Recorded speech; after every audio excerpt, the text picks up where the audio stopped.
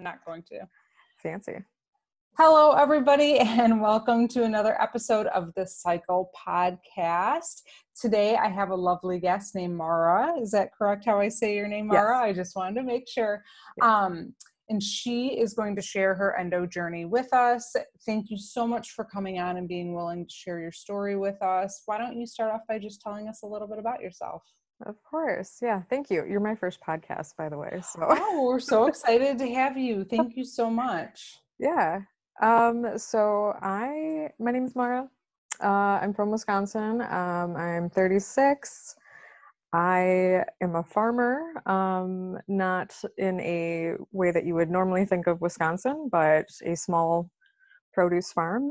And we spend a lot of time outside. I love art and music, and do a lot of movie watching, being a chronic illness warrior. So I'm into all the movies too. So Awesome. a little bit about me. Have you seen any good movies lately? Hamilton, obviously. Yeah. Obviously. Yeah. I haven't watched it, but I did see it live, which was absolutely amazing. Yeah. So and I do want to watch it. I secretly have a login to Disney Plus from a friend. So I will be watching it. And that's amazing that you're on a farm. So do you have to do manual labor? Yes. I have certain days that I just can't, and my husband thankfully understands. We have been married for 10 years, so he's been along this journey with me for a pretty long time. So on certain days, I'll just say, you know what, I can't bend today. Yeah. Because you get to that happens. And other days it'll be like, well, I have my period, I'm staying home, or so it's hard to explain. We have a house in one place and then we have land in another place. So sure. We have to travel to get there right now. Yeah. Well, probably a beautiful place to be right now, especially in the summer and during quarantine. Yeah. Yes, it is lovely. Yeah. It is an escape for sure. Yeah. For sure. Well, okay. Well, we're going to just jump right into it, and we're going to start with the beginning of your story. So do you remember when you first started your period? I do. And I knew you were going to ask that. So Yes. And it's okay if you don't remember the exact, I think I was like 13, 12 or 13. Oh my gosh. I had a really weird thing happen. I remember someone talking about it at a sleepover when we were really little, and it was like, it's called the false alarm. So you get I remember this. I got it when I was 12, and I had it once. So I had blood for like 3 days when I was 12, and it was I cried. Yeah. And then I didn't get anything until I was almost 15. Okay. Which is insane. Yeah, that's interesting that you had that. But I remember actually being younger and people talking about this like false alarm. Yeah. I don't think that happened to me. I think it just happened. It just happened? Yeah. And I don't know many of my friends at all that had anything like it. I just remember hearing about it. Yeah. Okay. So 15. So you're in high school. Yeah. I was a freshman in high school. And was your period painful straight from the start, or was it? Oh my gosh. So my first period was 3 weeks long. I mean, all telltale signs, obviously. But when you're 15, you're just like, I don't know, this is what it's supposed to be. And it's not like you're talking to your friends about it. Like, how long was your first period? Exactly. You're just embarrassed that you even have it. For sure. Yeah. And so you have your 3-week long period, and it's probably pretty painful. Mm-hmm. What happens throughout high school? Are you having chronic pain with every cycle? Yeah, I felt like it was a lot of girls, so when you're in high school, there was a lot of things that I would think I was just kind of naive anyway. So I didn't use tampons or anything like that. So I was using pads, and it was like, Mara's sitting out of gym class for 2 weeks. Like, why is she sitting out for 2 weeks? And other girls would be like, 4 days or something. Mm-hmm. Mm-hmm. And then I just remember being like, I don't know, isn't this normal? Yeah. It's not. What's really interesting that you say you didn't use tampons. I didn't either for a very long time. Yeah. And it's common with a lot of people I've talked to that have endo. Yeah. Which I guess maybe because heavy periods are painful, and nothing Maybe. sounds like worse than putting a tampon in when you're like in That's true. excruciating pain. Like, oh, this sounds fun, you know? Yes, But it so is really interesting that you specifically called that out, because I've noticed the pattern, and with myself personally as well. interesting. Yeah. Wow. So your periods were long. Very long. Yep. And it lasted, I mean, I think the first time I went to see a gynecologist, I was 17 and I had to, get permission to do that. Sure. Um, But did you think anything of it? I mean, did you just think that this was normal? I did. And And when you went to see the gynecologist, was it mhm, just like for normal checkup, or were you like, something's kind of off? I was like, something's not right. I have really intense cramping. I tried to explain to her and she's like, well, what do you do for it? And I'm like, I don't know, I take ibuprofen, and I'm 17, so I just keep on going, I guess. Yeah, I just keep pressing on. Right. And I did have a lot of clotting starting, Okay. but it wasn't very heavy just yet. So Okay. And did she recommend anything, or was she like, the pill, did you go on the pill? I did orthotricycline. Oh, I remember that one. The worst thing ever. I fully went on that one too. Yeah, I probably, it was anyone I bad. can name, I've probably tried it. Okay, Yeah. so you go on birth control at 17. Does it help with anything? I felt like it helped alleviate some of the cramping, maybe for like a year. Okay. It was short. Did it slow the period down, or like make it like less duration wise? Honestly, Lighter? I don't Yeah. remember. Yeah. I feel like it did for me. I feel like Yeah, kind of at least reduce the volume the of volume. bleeding, Yeah. to be, discreet about it. But not. Okay, so 18, Hmm. you're like, okay, something is still wrong. I'm taking this birth control. Yeah. Are you done with school now, or are you still in high school? So by when I was 17, 18, I was still in high school. Yeah. I think when I really started to have more problems, I was 20 to like 25 is when things started So to get real bad. before like things got real bad, like say Hmm. 17 to 20, Yeah. did you miss things? Were you missing like things here and there, just maybe on the first or second day of your period? Or were you just pressing on taking Motrin or ibuprofen or I whatever? I was just pressing on. Yeah, it hadn't gotten super bad just yet, Okay. but it was And about to. yeah, it's right. So Yeah, you learn to manage it. for sure. And Yes. then now you're going to tell me what happened next, because obviously from 20 to 25, Yeah. things changed. Yeah. Yeah. I started getting golf ball size clots. Okay. Golf ball size. Yeah. I remember being like, well, that's pretty gross. Yeah. But also like, Were you still on birth control too? yeah. Yeah. Yeah. Okay. Yeah. Exactly. Um, but yeah, I think I was like 21, 22 when I started getting clotting. And I honestly was kind of like, doesn't this happen to everybody? Right? Yeah, for And sure. then I started to get really bad contraction like pain in my pelvis.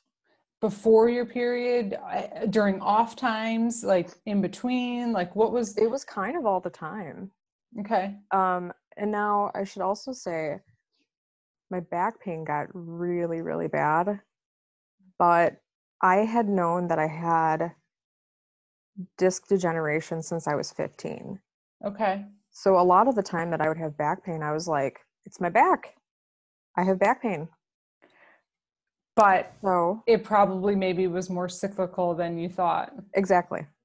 Yeah. Yes. But you didn't know No. because you didn't know, Because obviously. you didn't know. Because you didn't know you had endo. Right. Didn't know. Exactly. So in this time when you're starting to have these large clots, Yes. were you still seeing your gynecologist? Were you expressing to this doctor like something is going on, and yes, I'm in pain, and I'm now having contraction-like pain. yes. They kept pushing more birth control at me. Try this Different one. types. Yeah. Try this one. Let's do the shot. I was like, that sounds horrible. Let's not do the shot. I never did that one. I think I did every other one except for the shot. Yeah. And then he was also, what was he doing? Testing me for anemia. That would always come back fine. I was being tested for I'm trying to think of some of the other ones, like limes and things like that. I mean, you just a name bunch it. of things. Anything that was in a blood test, I was getting tested for.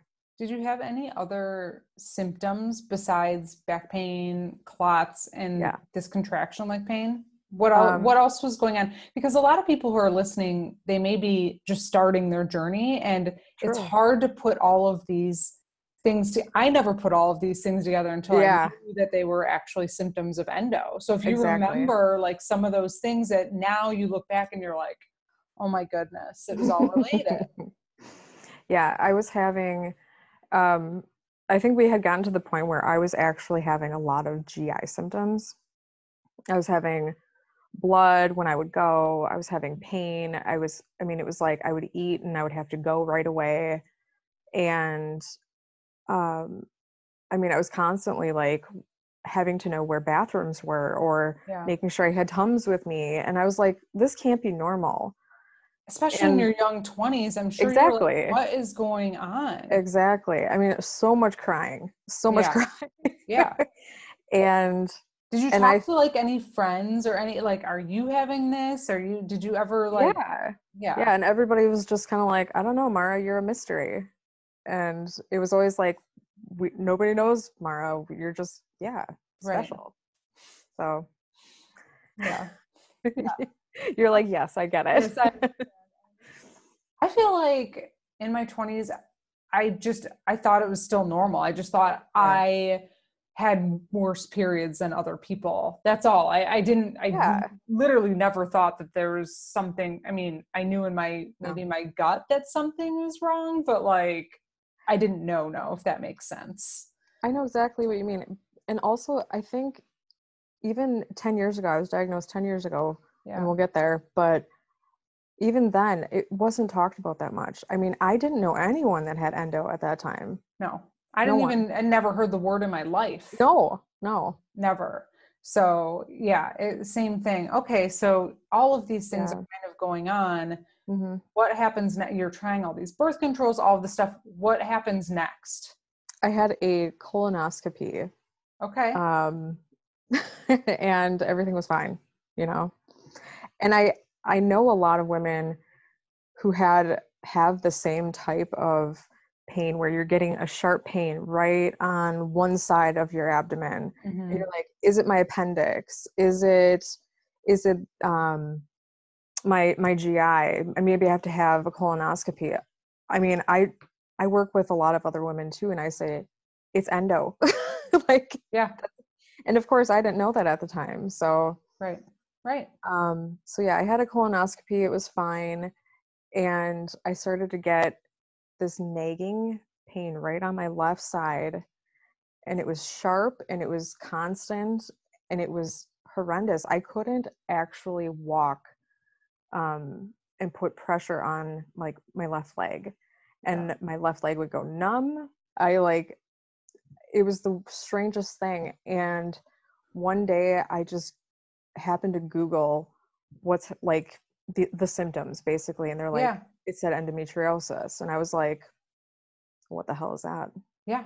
Sorry language. You can say that. How old were you at this time?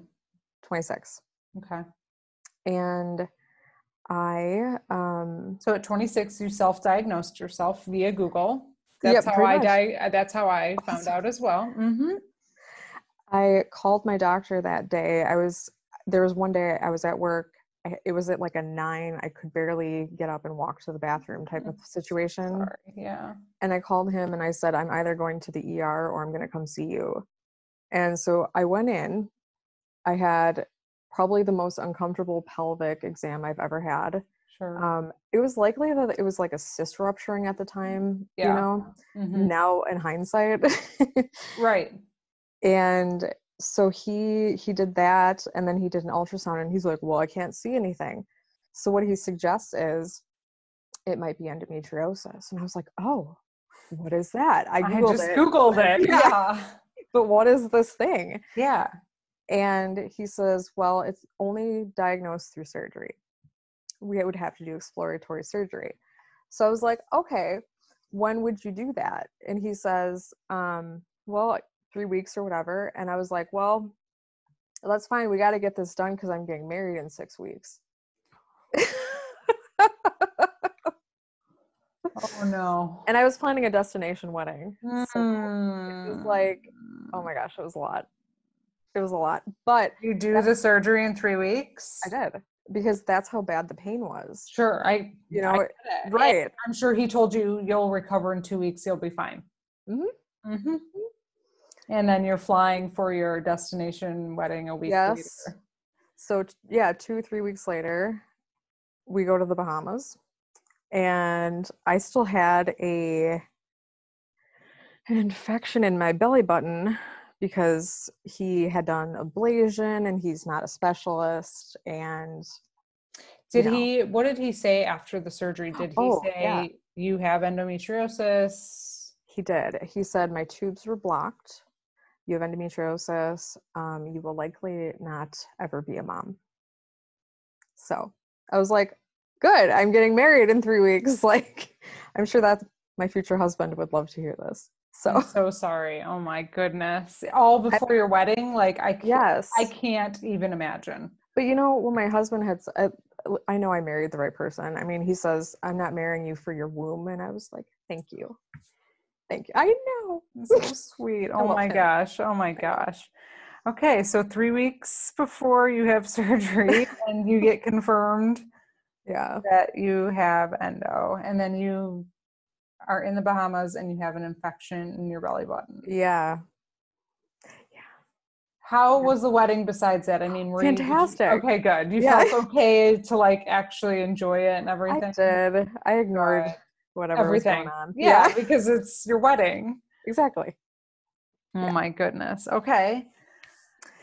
So I moved after we got married. You know, I lived in Milwaukee, and he lived north of Milwaukee. Okay. So I moved. I was in a different city. And that summer I was at a different job. And the symptoms came back 100 times worse. And I With a was like, vengeance. why? Yeah. Yes. I mean, after that surgery, was he like, you're going to be fine now, you're take birth control? Like what was your like follow up? Well, he had said that he said was endo can grow back. Mm-hmm. But he says that's all you got. That's all you have is endo. You don't have anything else to worry about. You're like, he didn't do anything with stages or anything. Right, because he didn't know. Right, of course. Okay. So you start to feel worse. Yeah. And so I had no idea that there was a difference between ablation or excision, you know, and I'm sure this is talked about a lot on your show, but no idea. So I ended up finding a guy by chance who was not confirmed as an endo specialist yet, but he was later. In case anyone needs a doctor, can I say? Yeah, of course. Dr. Caldas in Appleton, Wisconsin is a confirmed endo specialist. He is my doctor. I've seen him for 10 years. How lucky, like I literally just got chills that you happen to move and find a doctor. Yeah. Wow. Yeah. I just happened to call the right place. I have no idea. Just luck. Yeah. Yeah. Yeah. Okay, so you're feeling really bad. You find a new doctor who happens to be this wonderful person who you still see to this day. Yeah. And when you went in, what happened? He treated me like a person. He listened. He was like, I was trying to tell him I have like terrible clotting. I can't stop bleeding. I'm bleeding for like 3 weeks, like, you know, and I just had surgery. Why is this happening? And he says, there's more going on. We're going to do more tests. I mean, and he did them right away. And before I left his office, the first time I saw him, he says, we're going to schedule surgery. And I was like, okay, I just had surgery. Right. And so he explained to me what excision is. And I was like, oh, and then he says, go home and research it. And so I did. And then I was like, I got mad. Yeah. I mean, absolutely just mad that this other doctor is out there like diagnosing women and burning their insides, Yeah. Yeah. No, for sure. And this wasn't that long ago. I mean, No. so at this point, you're 27. Yeah. You've been married almost a year. Right. And you're about to have your next surgery. Yeah. At this point, had you done more research? Like after the first surgery, did you start to do any more research? Like, what do I really have? Like, did you understand this is chronic? Like, I feel like in the beginning for me, like I was just like, I have this disease. No, because my doctor made it feel like it was no big deal. So I didn't think it was a big deal until, like, similar to you, a year later, 6 months later, I was like, why do I feel so terrible? And then I started to do research and really learn, oh, this is a chronic thing. Exactly. My doctor my specialist had explained to me that this is something that I'm going to have for the rest of my life. And no one had ever explained it to me like that before. Yeah. Nobody. And I was kind of like, well, I knew it was something that you have, but I was like, and I knew it didn't just go away. I knew that much. Yeah. But yeah, and so he had done some other tests, and it was, I can't think of what it's actually called, but it's that ultrasound where they shoot the water into your uterus. Yeah, I've never had that done, but I know what you're talking about. I don't know the technical name either. Or like a hysteroscopy. Yeah. Instagram. Instagram. No, it is something like that. A hysteroscopy. I think, I don't know.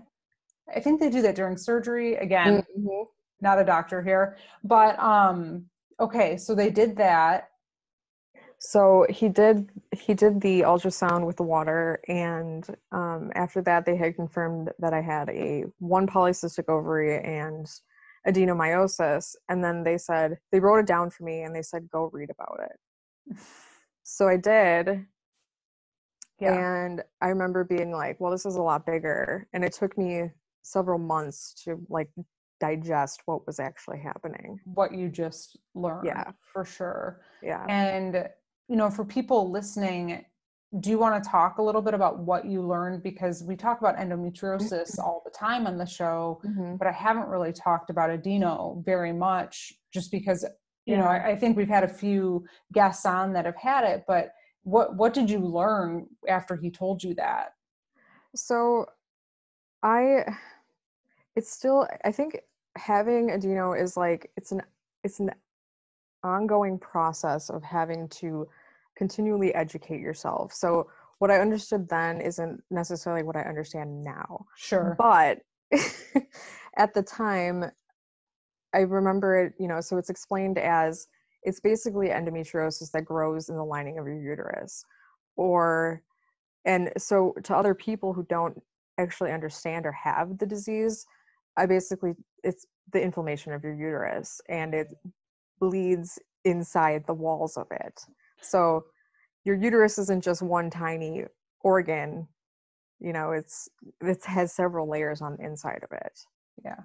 And it can cause very heavy bleeding, clots, and that like contraction, like pain. I mean, cramps feel like contraction, like, but I do think with Adeno, and I've been told I have it, I've been told I don't have it. So I'm not really sure, but I do think that it may be more severe if you have Adeno. Yeah. The actual like feeling like cramping more often. Yeah. And I mean, I've spoken to a lot of other women that have the disease now, and some of the things that I couldn't explain when I was younger, like why my leg would go numb or why I couldn't walk, is likely because the uterus gets so much bigger at the time that you're ovulating, at the time that you're menstruating, and it puts extra pressure on other things inside your pelvis, like your nerves or your bladder or your bowels or whatever. And so everything is tiny inside there. Small space. It is. It's a small space, and everything in there is supposed to be just kind of like swimming around and happy and free. And when you have a disease like this, things get kind of stuck together too. Yes. You could have a nerve getting pinched in there as well. Exactly. Yeah. Exactly. Okay. Thank you. That's super helpful. So now you're like, oh, okay. And you're digesting this information. He says another surgery. I mean, how are you doing with all of this, like mentally? Yeah. Yeah. And I had just moved to like a new city New and I town, was you're just recently newlywed. married. Yeah. It was Yeah. a lot. Yeah. It was a lot. But I think when you have chronic illness or when you've been through anything in life, it's just like, all right, I've done that. I'm just going to keep going. Yeah. You know, and I had unknowingly already dealt with a lot of symptoms like depression and things like that. Yeah. And after I had the surgery, I was kind of like, wow, I think I should probably deal with this. Yeah. And You know? while we're even talking about it, it's one day at a time too, Yes. because when you're sitting in that doctor's office and Yes. all this overwhelming information comes at you at one time, Yeah. it is a lot to process. You can go down the spiral, and I'm sure you've done it. I know I've done it. That, oh my God, what if this, what if that, what if this? And then you just have to one day, okay, what am I going to do tomorrow about this? What am I going to Exactly. do the next day? Because Yes. otherwise it's easy to get in the what if scenario. It really is. It really is. And I think after a while with having these types of illnesses, I have fibromyalgia and other things going on too, but I just had to stop myself and be like, it's going to be what it will be. Mm-hmm. And if you have to have another surgery, then Right. you do. Yeah. Then you do. So did you plan the next surgery at that point, around that time? Which one? So, right, I know. Surgery. Okay, so now you're about to do surgery number 2 because you're feeling really sick. Yep. So yeah, we had that. Let's see what I got here. How old was this still when you were 27? Yeah, I was 27 at that point. Okay. I had another surgery after my second one. Okay. But how does surgery 2 go now that you have excision? Oh, yeah, I should mention that. Yeah. Surgery 2, I had never felt better afterwards. I mean, he did the surgery inside my uterus. Mm-hmm. And then, he had removed cysts and things like that. He cleared out my tubes, and obviously removed any scar tissue and lesions from the disease inside the pelvis as well. Yeah. And then he gave me a stage. And what I'm stage 2. Okay. Okay. So that's good. And you were like, I was like, I didn't know that was a thing. Right. Didn't even know. Right. Exactly.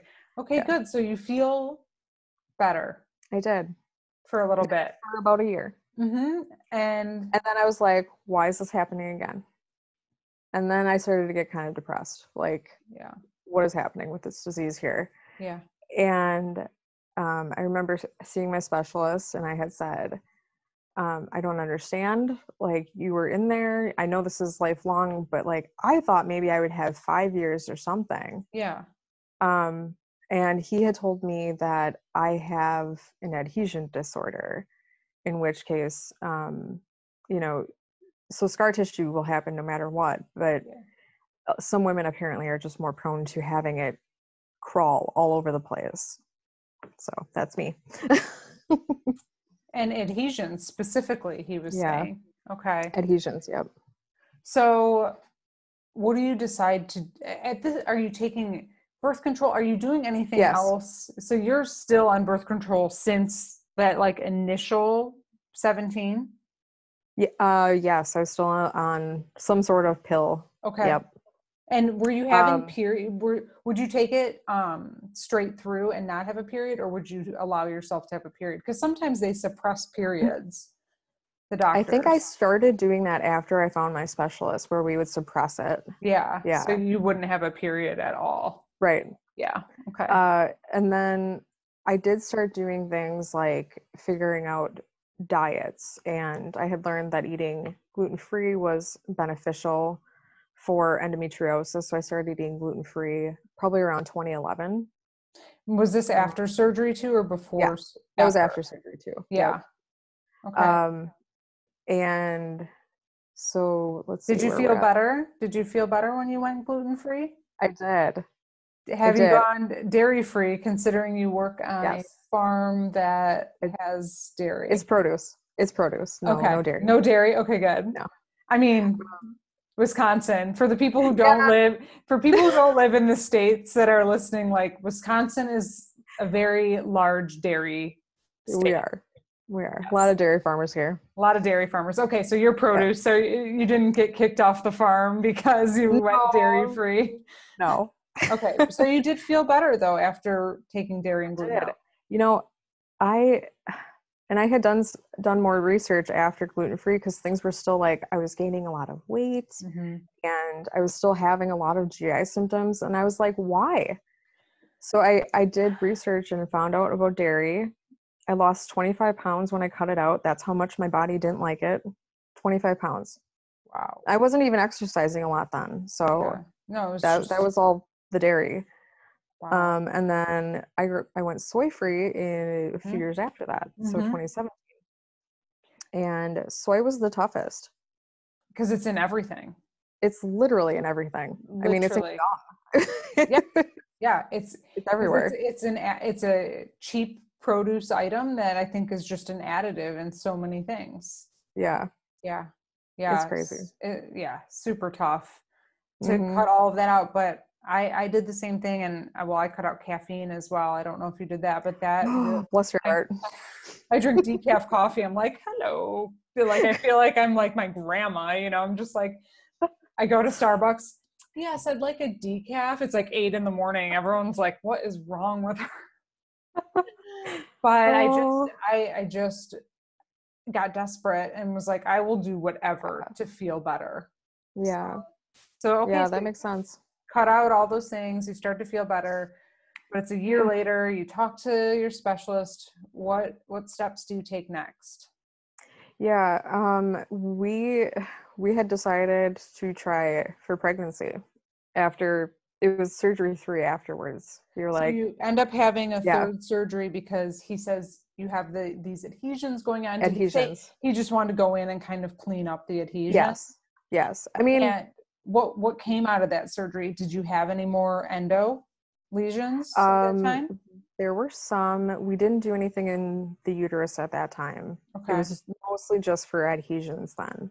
Okay. And so you had that surgery, and did you feel like you recovered well and did okay?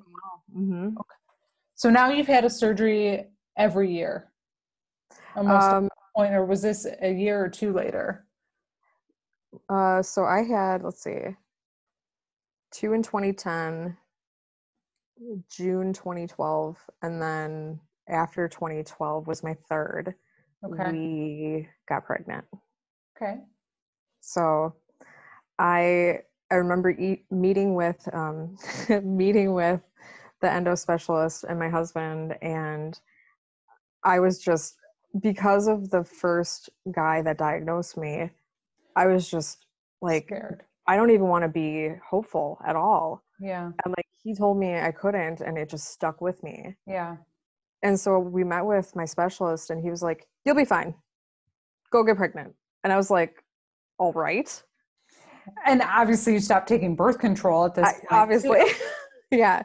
Did you have any like flare-ups or anything when you went off birth control? Or no, because it was just for a month and I got pregnant right away, which is insane. And I felt almost like a sense of guilt with it because I know so many women try so hard. Yeah. And it was almost like, how was that even possible that it just happened right away? Well, how soon was it after that third surgery? It was a year. Okay.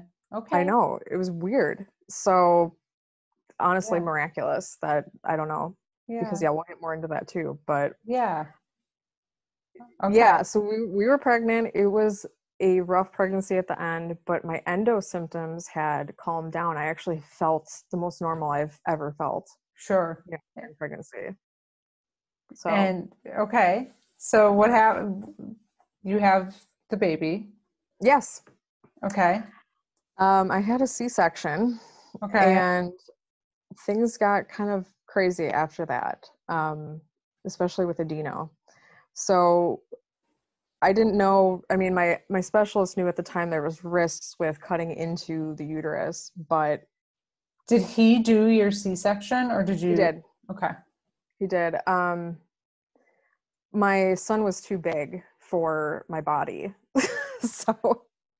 And then I also had HELP syndrome. So it's like a rare form of preeclampsia for anyone that's not familiar with the term. Yeah. HELP, basically, I woke up one day, everything in my body had ballooned to 5 times their size. I couldn't walk without feeling like my head was going to explode. And this is when you were pregnant. Yeah, I was 37 Towards, weeks pregnant. okay. Okay. And I went in and got tested for things, and my blood pressure was crazy. And they said, your body's kind of shutting down. We need to get the baby out. Yeah. Plus, he's too big anyway, so you can't have him naturally. So, Right. How much did he weigh? he wasn't that, I mean, he was 8.5 pounds Yeah, basically, that's but that's his pretty head was big. ginormous. So they were like, he's not going to fit.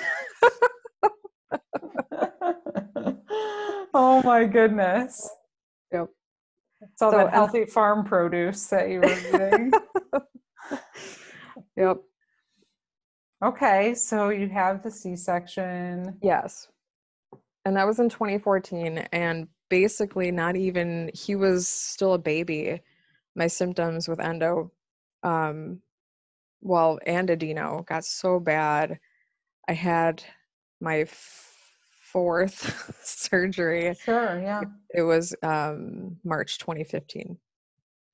So he was probably 6, 7 months old. And when you say bad, just again for people listening, it's just the endo symptoms coming back, the cramping, the pain, the leg pain, all of Yes. the GI pain, just what you had experienced Yes. in the past was just returning. Returning, correct. Thank you. Yeah, okay. Yes. And what is your doctor saying at this point? Was he saying, I think, endo's still present, or does he think it's adhesion, or because of C-section? Like, did he give you any feedback? Yeah. You know, with all of the surgeries that I've had, all of them had a different reason. And I don't remember what 2014's or 2015's was. Sure. It may have been a chocolate cyst. It was that one or a different one. Okay. But I remember at one point they were like, we have to get that out. Yeah. I mean, you don't want to leave those. No, you don't want that to rupture. That's No, for sure. no. No. No, no, no, no. Okay. Okay. So you have the surgery and you have just a young one at home. Yes. Thankfully, I have some really good family. I mean, they took him for a couple of days and then brought him back. But I remember it was just hard because I couldn't lift him. I couldn't, Yeah. For a get him. while. I mean, for Yeah. several weeks. Yes. Oh my Yes. goodness. Okay, so that's 2015. Yep. What happens next on this journey? Uh, so then there was 2017, and my symptoms with Adeno had gotten bad again. And with that, I was getting clotting again. I was getting, um, trying to think. It was a lot more pressure Okay. inside there. And I was kind of like, I mean, at that point, it was like going on number 5 surgery. So I was kind of like, whatever, go ahead, go clean it up, whatever. Every couple years, like I Yeah, I'm just like, this kind is of just normal for me now, expect to have the surgery. Did you feel semi good between 2015 and 2017, or That was a really good, number 4 was a good surgery. I felt fantastic after that one. yeah? Hmm. Okay. So in 2017, you're like, okay, let's have another one. Yep. Yep. So they cleaned up my uterus in 2017, and I remember being like, all right, I'm gonna feel great. And I didn't. It just didn't. And I can't even explain it. It was just like I was waiting for that moment after recovery to be like, this is that moment where things just feel fantastic. I can go and stretch and feel normal, and I don't have pressure in here. My bladder doesn't hurt. My GI is not flaring up, but it just didn't really seem to get much better.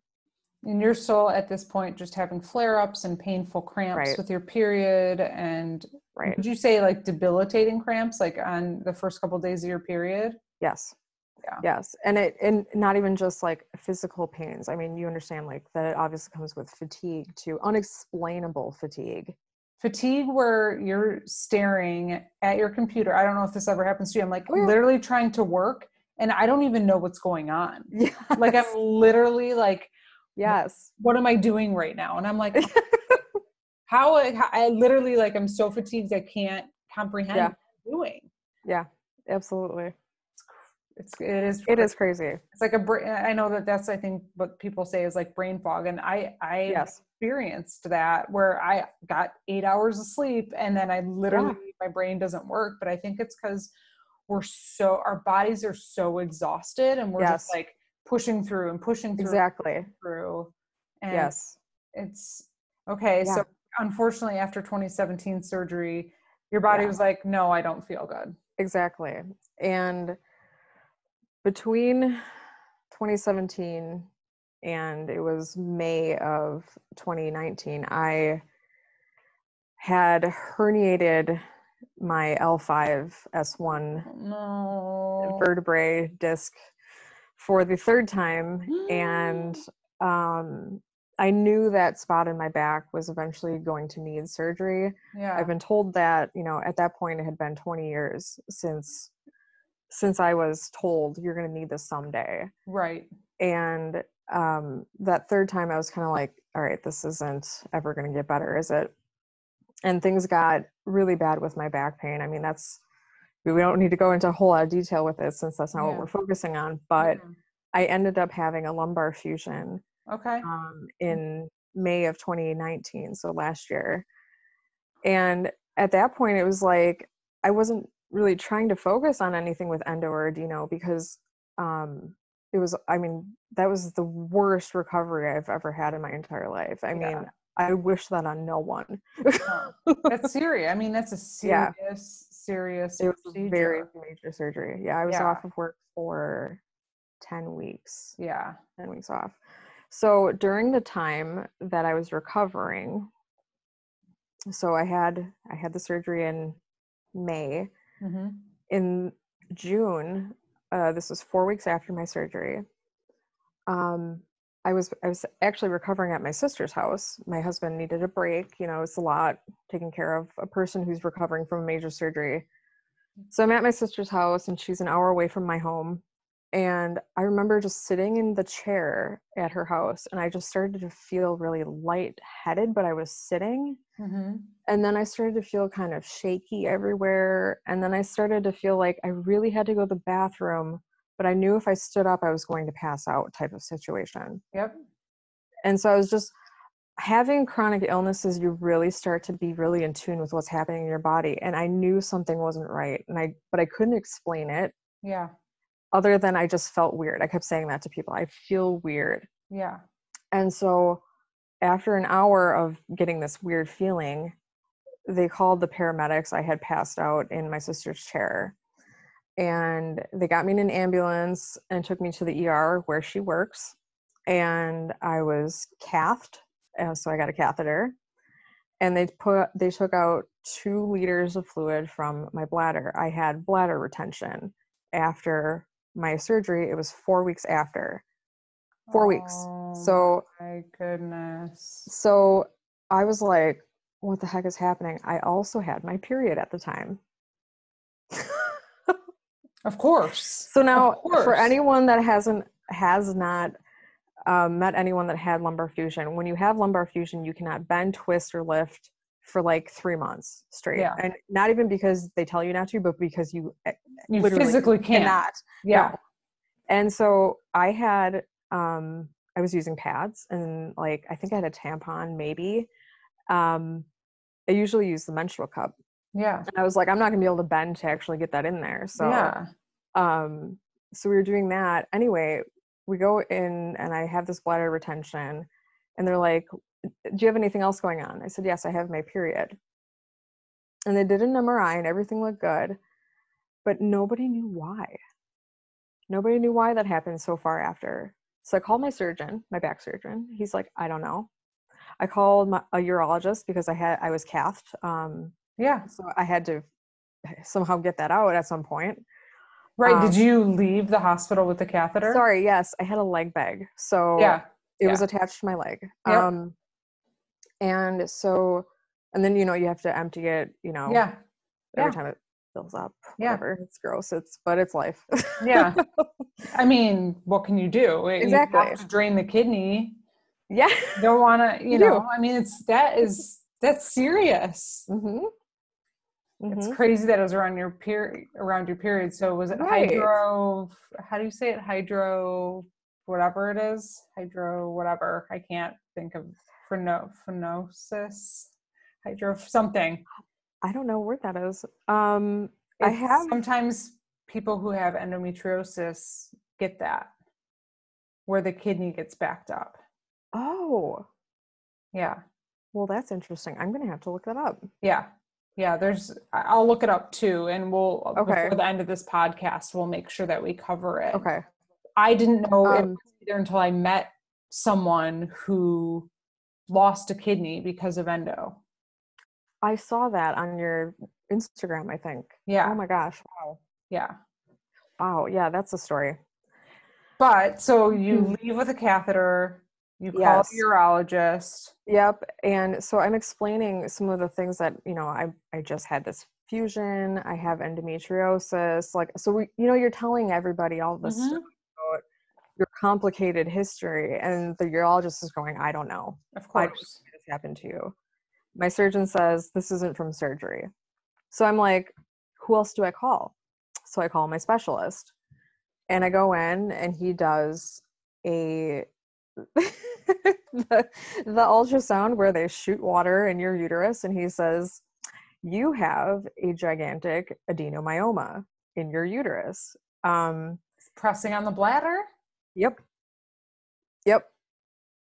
And so that was kind of like, it was a huge shock. And this was 3 months after I just had my back done. I still was nowhere near where I should be in my recovery because of what was going on with Adeno now. Yeah. And I couldn't even have a surgery for 6 months if I wanted to. No, because you were still recovering. Right. Oh my goodness, you poor thing. You got to do, I mean, you get through it.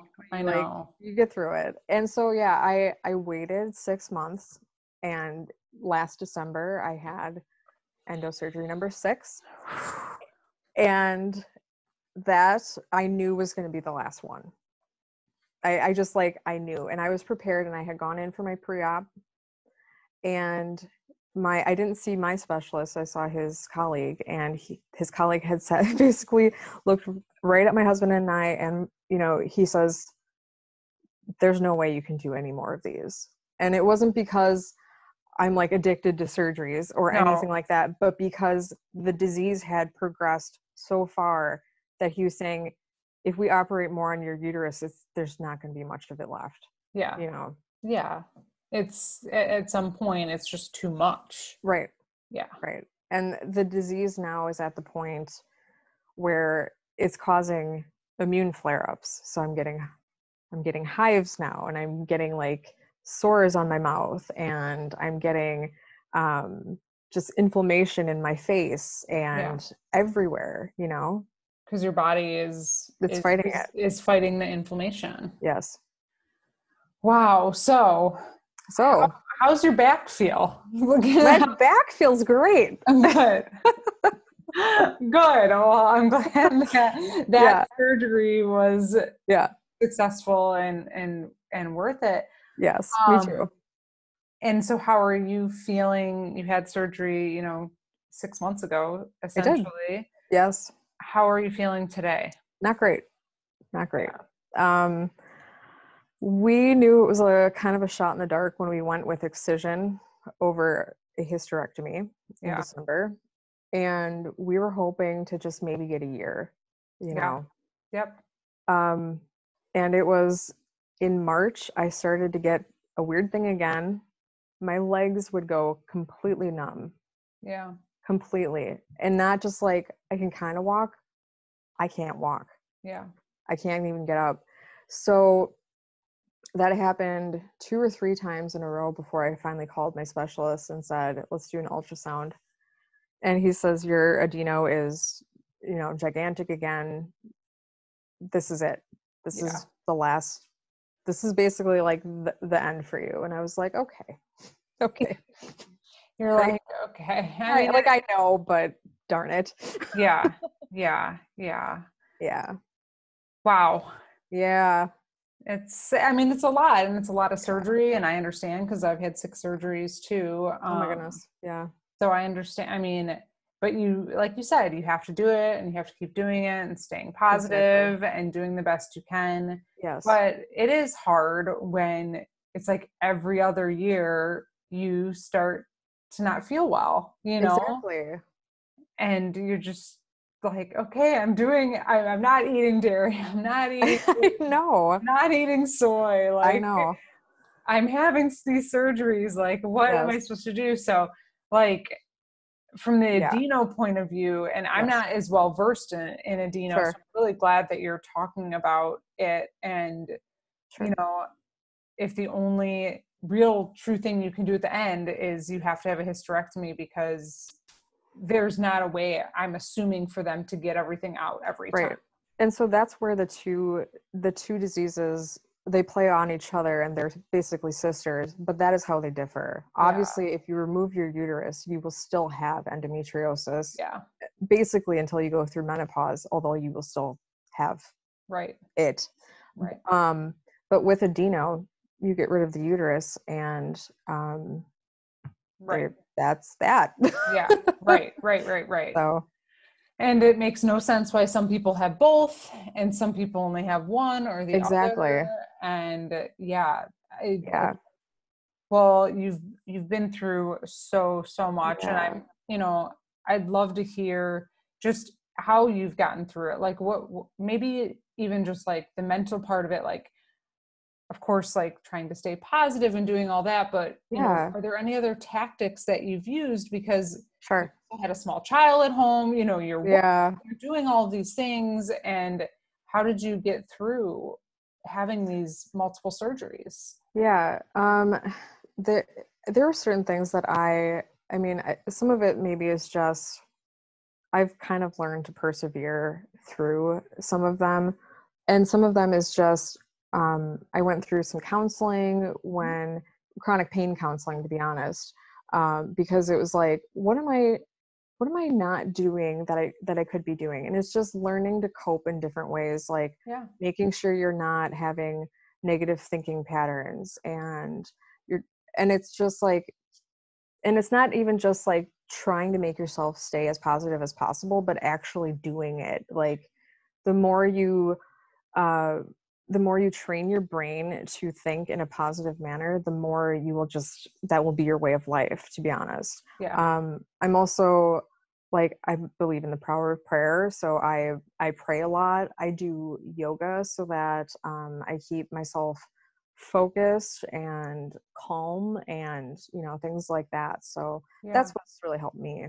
No, those are great tips and tactics. And I do think talking to someone specifically who understands either chronic illness or chronic pain, because it is a different challenge that I think people don't understand. And I even heard you kind of say it too, something, and I don't want to put words in your mouth, but something I struggle with is the guilt of it all.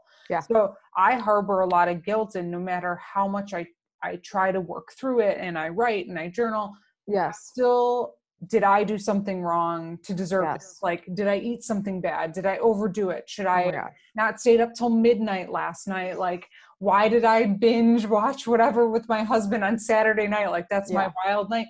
And now I don't feel good on Sunday. And is it because I stayed up too late? So I have that guilt. And then I have the guilt of, I'm sick and someone has to take care of me. And so I loved what you said, because talking to someone who actually gets that makes a big difference, I think.